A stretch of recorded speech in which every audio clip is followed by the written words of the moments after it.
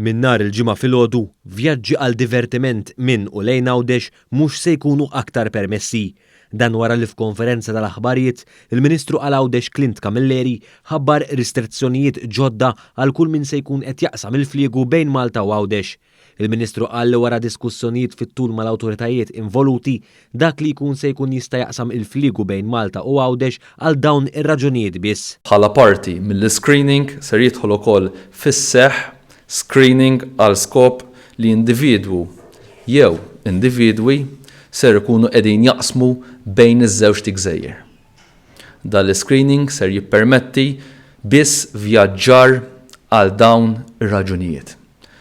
Għal raġuni ta' xogħol, għal raġunijiet mediċi, għal viżiti minn familjari lil pazjenti rikoverati l-isptar, żjara lil qraba, ġar ta' merkanzija, jew inkella ritorn fir-residenza ordinarja tal-individwu.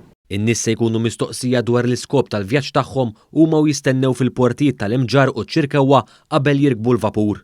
Dan ifisser li traġitti għal skop ta' vaganza, divertiment jew xi mawra ma humiex ser ikunu permessi. Il-Ministru għal Għawdex qal ukoll kif miżuri bħal l-screening ta' kull persuna li tkun trid taqsam il-fliegu għal sintomi relatati mal-coronavirus se jibqgħu fis-seħħ. Temm jgħid li dan kollu qed isir biex titħares saħħet kulħadd u appella għal kooperazzjoni f'dawn il-ġimgħat kruċjali.